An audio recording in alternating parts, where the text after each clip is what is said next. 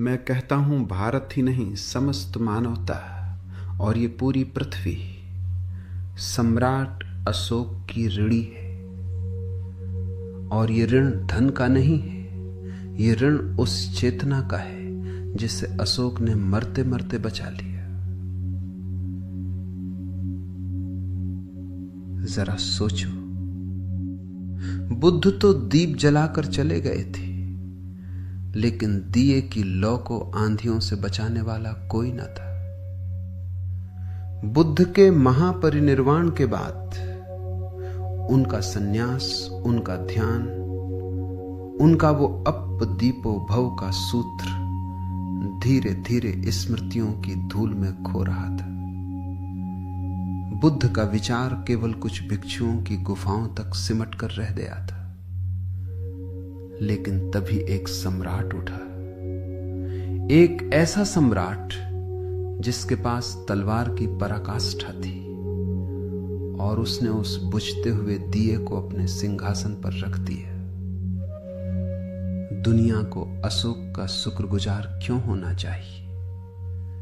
क्योंकि अशोक ने बुद्ध को केवल पूजा का विषय नहीं रहने दिया, उसे जीने का ढंग बना दिया। उसने बुद्ध के निर्वाण को धर्म ग्रंथों से बाहर निकाला और शिलालेखों पर अंकित कर दिया। वो अशोक ही था जिसने अपनी सबसे प्रिय संपदा, अपने पुत्र महेंद्र और पुत्री संघमित्रा को भिक्षा पात्र थमा दिया। कौन सा पिता ऐसा करेगा? कौन सा सम्राट अपने वारिसों को चीवर पहनाकर जंगलों और समुद्री रास्तों पर भेज देता? अशोक ने कहा, जाओ और बुद्ध के उस परम मौन को सीमाओं के पार ले जाओ। अगर अशोक न होता तो आज श्रीलंका में वो बुद्ध की करुणा न होती। अगर अशोक न होता तो चीन, जापान, तिब्बत और मध्य एशिया तक बुद्ध की वो सुगंध न पहुंचती। अशोक ने धर्म को सत्ता पर बने रहने का हथियार नहीं बनाया, बल्कि सत्ता को ही धर्म के चरणों में झुका दिया। लोग कहते हैं कि अशोक ने बौद्ध धर्म को फैलाया। मैं कहता हूं, अशोक ने मानवता को एक नई आंख दी। उसने सिखाया कि राजा होना तो क्षुद्र बात है, असली राजा वो है जो अपनी वासनाओं को जीत ले। उसने सिद्ध किया कि बुद्ध का मार्ग केवल जंगलों के लिए नहीं है, वो साम्राज्य के ऊंचे शिखरों के लिए भी है। अशोक का ऋण हम पर इसलिए है क्योंकि उसने शक्ति और शांति का वो अनूठा प्रयोग किया जो न पहले कभी हुआ न बाद में। उसने सिद्ध किया कि अजय सेना का मालिक भी बुद्ध के चरणों में बैठकर छोटा हो सकता है। इसीलिए मैं कहता हूं, जब भी तुम किसी बुद्ध प्रतिमा के शांत चेहरे को देखते हो तो याद रखना कि उस मुस्कुराहट को तुम तक पहुंचाने वाला वो सम्राट था जिसने कलिंग की लाशों के बीच खड़े होकर जीवन को चुना था। दुनिया अगर आज बुद्ध के नाम से परिचित है तो उसके पीछे उस सम्राट का तप है जिसने सिंहासन को बुद्ध की छाया बना दिया।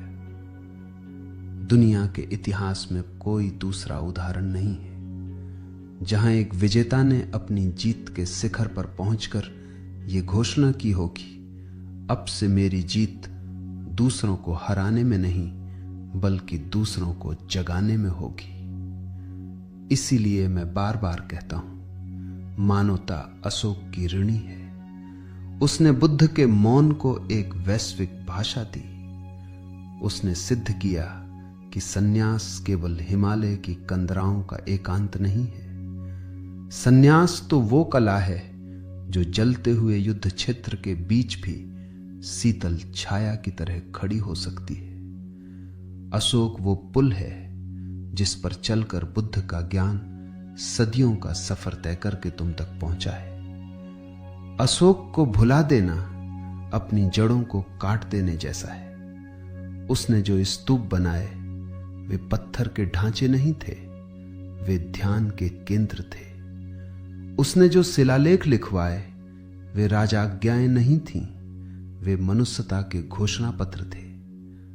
आज भी जब हवाएं सांची या सारनाथ के पत्थरों को छूकर गुजरती हैं तो उनमें उसी अशोक की धड़कन सुनाई देती है जो कहती है युद्ध व्यर्थ है, बुद्ध ही सार्थक है। याद रखना, सिकंदर मर गया और उसका साम्राज्य बिखर गया, चंगेज खान धूर में मिल गया, लेकिन अशोक आज भी जीवित है, तुम्हारी करुणा में, तुम्हारी शांति में और उस हर पल में जब तुम हिंसा को छोड़कर प्रेम का हाथ थामते हो। वो एक राजा नहीं था, वो मौन की एक ऐसी क्रांति थी जिसकी गूंज आज भी अनंत काल तक सुनाई देगी।